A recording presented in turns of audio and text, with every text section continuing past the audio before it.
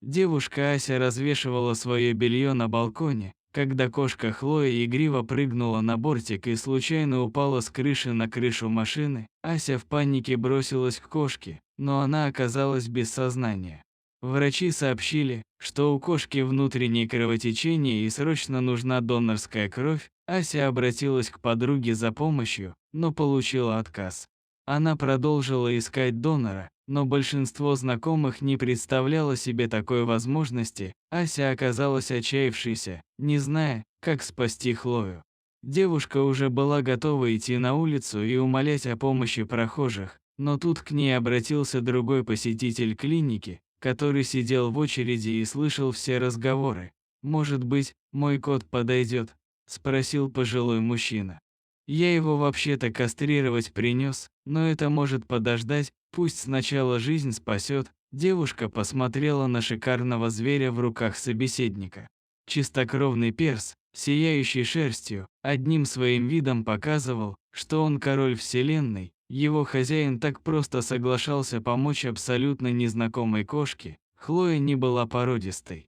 Ася нашла ее котенком на улице, отмыла, откормила. Девушка рассказала об этом мужчине, но он только фыркнул: какая разница, ты герцог или уборщик в магазине, если ты можешь спасти жизнь. Я уверен, Леон не будет против поделиться кровью с очаровательной дамой. Врачи, получив согласие от хозяина, тут же забрали кота в операционную. Ася с хозяином Леона пили кофе и нервно ходили взад-вперед по залу ожидания.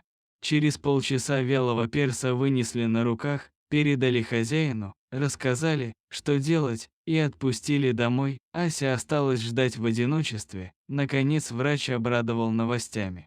Хлою удалось спасти, операция она перенесла хорошо, и перспективы на выздоровление были хорошими благодаря вовремя найденному донору. Девушка облегченно выдохнула.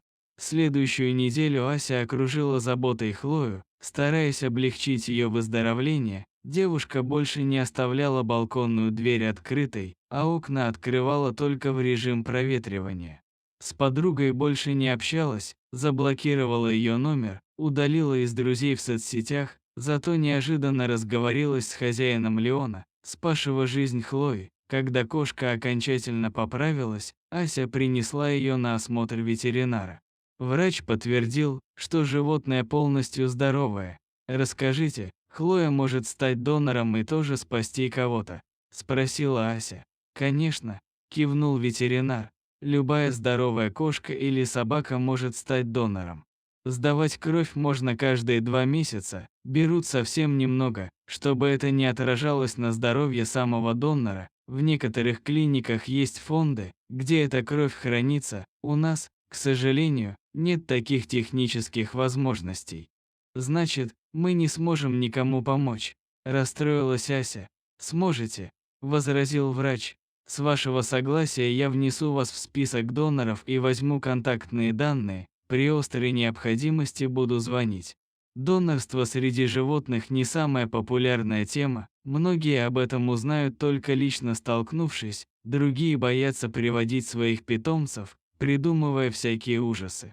Скажу откровенно, наш список пока состоит из одного кота, и это знакомый вам Леон, но чем больше людей будут готовы помогать, тем больше жизней мы сможем спасти. Хлою записали вторым возможным донором, пожелали здоровья и отпустили домой. Сначала Ася была готова сорваться посреди ночи, чтобы повезти кошку в клинику. Она представляла, как Хлоя спасает то одну, то другую кошку. Поспешно подхватывала телефон при каждом звонке, но из клиники не звонили. Постепенно Ася забыла о своем порыве, жизнь закрутила в вихре событий, поэтому девушка была совсем не готова к позднему вечернему звонку. Через 7 месяцев срочно нужен донор для кота, вы сможете приехать в течение 15 минут. Ася посмотрела на расстеленную кровать, включенный фильм и сладко спящую Хлою. «Выезжаю», – ответила она. Кошка не поняла, почему ее хозяйка резко вскочила с кровати и принялась одеваться. Еще больше возмущения вызвало то, что ее подхватили на руки и потащили неизвестно куда. Машина на ходу тряслась, Поворачивала, объезжала ямы и совершенно не давала спокойно улечься на переднем сиденье возле хозяйки, только Хлоя умостилась поудобнее, как авто притормозило у клиники, а ее снова подхватили под пузо. Возле ветеринарки стояла скорая, возле приоткрытых дверей столпилась вся бригада экстренной помощи. Ася подумала, что случилось что-то ужасное. Она, не теряя ни минуты, забежала в клинику и протянула Хлою врачу. Тот благодарно кивнул, почесал кошку за ушком и унес во внутреннее помещение. Асю терзало любопытство, поэтому она подошла к медсестре и спросила, что произошло. Девушка ожидала услышать про аварию или пожар, но медсестра ответила, что домашнего кота покусали псы. А скорая тогда зачем? Удивилась Ася. Для хозяйки, хмыкнула медсестра. Пришла тут, разоралась.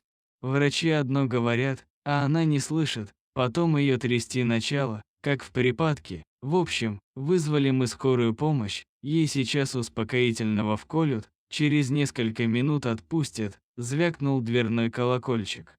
Ася обернулась и удивленно вытаращила глаза. В дверях, опираясь на руку врача скорой помощи, стояла ее подруга, та самая, которая не захотела помогать Хлое несколько месяцев назад. А земля-то круглая, прибормотала себе под нос Ася. Девушку усадили на скамейку для ожидания и порекомендовали пока не подниматься на ноги, скорая уехала.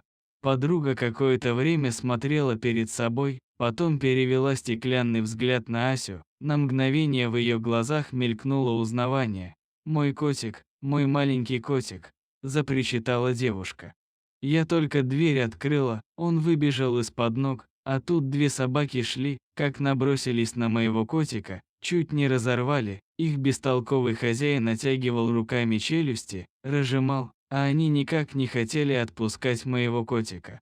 Девушка обхватила себя руками и плавно закачалась из стороны в сторону. Вернулся доктор с Хлоей, отдал ее хозяйке и сказал, что операция прошла хорошо. Ася развернулась к выходу, больше ее помощь была не нужна. Внезапно подруга резко бросилась девушке наперерез. «Спасибо, спасибо», – зарыдала она. Она хватала Асю за руки. Ася аккуратно обошла девушку и уже у самых дверей заметила: «Мы с Хлоей приехали не к тебе, а чтобы спасти жизнь. Надеюсь, ты смиришься, что в твоем породистом коте теперь частичка моей беспородистой кошки». Дверь хлопнула, а лицо подруги залилось румянцем стыда. Когда все хорошо, часто не видно, кто настоящий друг и будет с тобой и в горе, а не только в радости. Подобные ситуации помогают открыть глаза на происходящее в жизни и найти своих людей. Удивительно, какой была месть Хлои за равнодушие подруги-хозяйки, ведь женщина так переживала за чистокровность и породу своего питомца, а в итоге эту кровь разбавили беспородной, сохранив жизнь животного.